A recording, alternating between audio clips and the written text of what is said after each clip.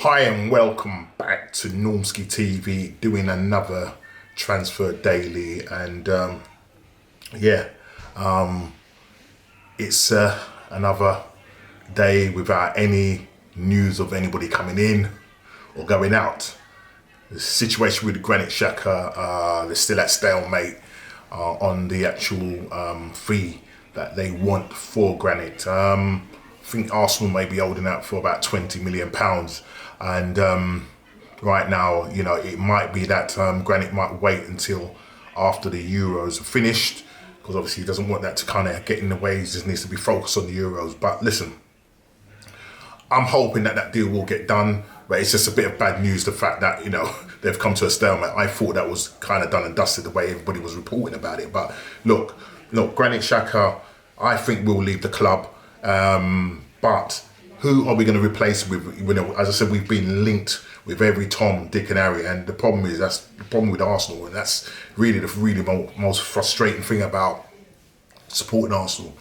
You know, we are linked with every single player, and you know, at the moment there's nothing on the horizon in terms of outgoings or incomings. You know, as you might well know, Arsenal had put in a bid for the Anderlecht a midfielder who's also a Belgium. I think he's from Belgium. I don't know if he plays for the Belgium under 21s, but Thierry Henry spoke a lot about him. He might even play for the national team. I'm not too sure. You know, and to be honest, if I be truthful, I've not heard about this guy. I've not really. I know Arsenal have been following him for a little while, but I haven't really been sort of focused on him. But according to HLN Sport, Anderlecht have rejected a 12.9 million bid from Arsenal for Albert Sambi Lokonga, if I've pronounced that right. I'm just going to read this from this again. It's from Football London. It says the report claims that Samba Lokonga wants clarity over his future as soon as possible, with the Gunners reportedly sniffing around. The Belgian club are willing to cooperate, but not without the right financial conditions on their part. Now, Anderlecht want at least 20 million euros, which is about 17 million. You know, he's a good player. I think he's a more kind of attacking midfielder. Kind of plays maybe in that 8 or 6 role. He's young, so he's inexperienced. But look, we do need midfielders. We do absolutely need midfielders. Look, if Granit Xhaka's going, you know, Benduer's gone to Norwich, so we can forget that ship has sailed. Odegaard now, I'll come back to this guy, but Odegaard, you know, there's talk that you know, Real Madrid are going to sit down with him and, you know, look at his contract and maybe, you know, look him over in terms of maybe keeping him. And, you know, Ancelotti, he does like a number 10, and I think, you know, if they're going to hold him down to a long contract, or if he was to go for a sell, 50 millions, would you pay 50 millions for Odegaard? I mean, he's a good player, but he's not 50 million. You know, Real Madrid are, you know, in financial dire at the moment, but there's no way I would be paying 50 million for Odegaard. So at the moment, his future lies at Real Madrid. Arteta likes the player. I mean, you know, what he brought to the side when he was on loan to us in the January, you know, for that short space of time, he done really well for us. You know, he got injured a couple of times, but he did make a difference in that actual attacking. He's more of an attacking midfielder. Now, obviously, with this Lokonga, I was going to say Lokonga, you know, as I said, Henry has spoken, you know, about him and, you know, really bigged him up. And, you know, if we do go for him, you know, would he be like first choice, or do we need to go for somebody more experienced? You know, because, as I said, we do need midfielders. Guendouzi is coming back, but there's a chance that he could be sold to Marseille or even loaned out to Marseille. There was talk about us extending his contract, or basically his clause. He's got like a clause which they want to actually activate, an extension clause. I think it's a year's extension clause that they want to activate on there. So I think that's something that Arsenal are looking at, but I don't know whether he is gonna, come back. Will he come back and impress Arteta, or do you think we should just, cut our losses with him and just move on? I mean, I think, if he does go, he's going to probably go at a very cut price figure. I don't know what sort of figure it will be, but it's not going to be the sort of figures that we were banding around a year or so ago, when, they were looking at 30 million for him. Now, because of his attitude and the whole thing, it hasn't quite worked out with the clubs that he's been on loan with, and also, his sort of attitude and I suppose relationship with Arteta.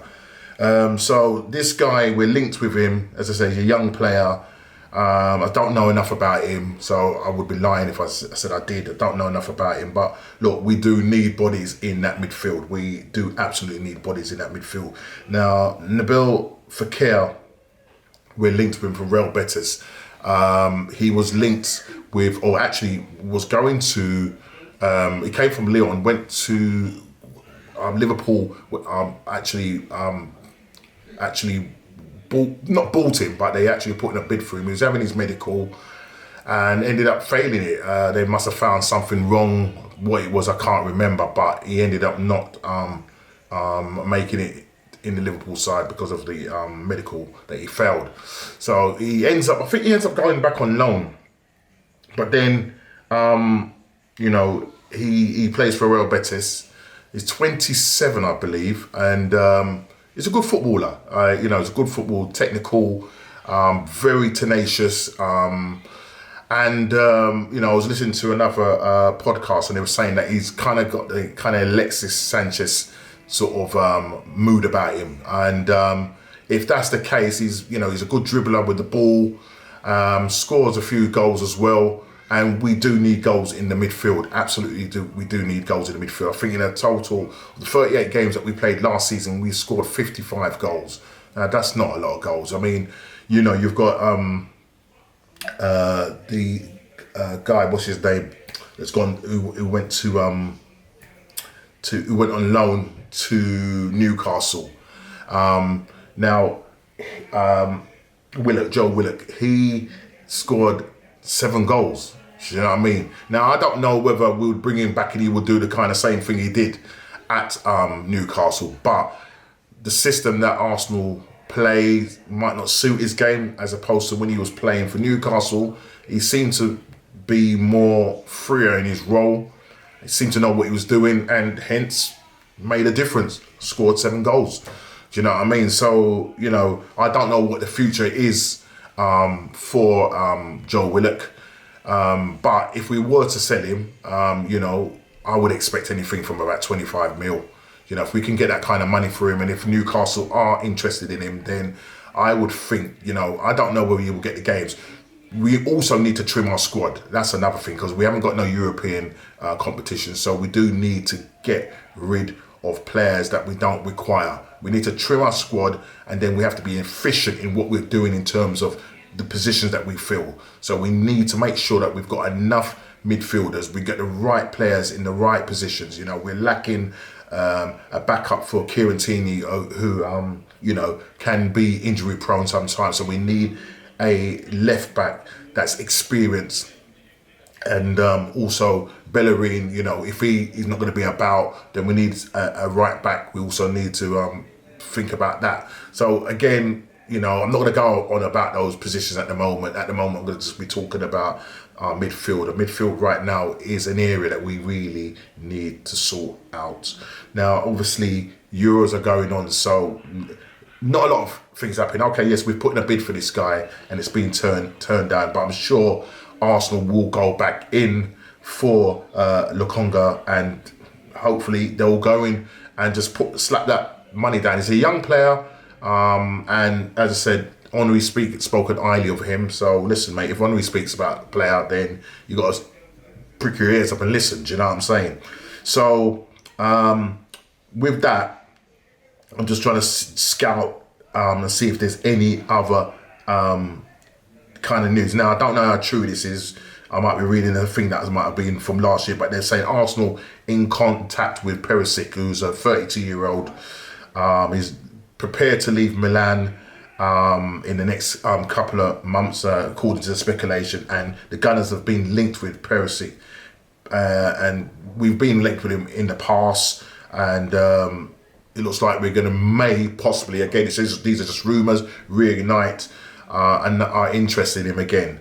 32-year-olds, it just really depends. I mean, you know, I want young players, man. I want young bodies in the middle of that park, you know what I mean? People to play alongside Thomas Partey, and that he won't be having to do. We need legs, absolutely need legs in the middle of that park.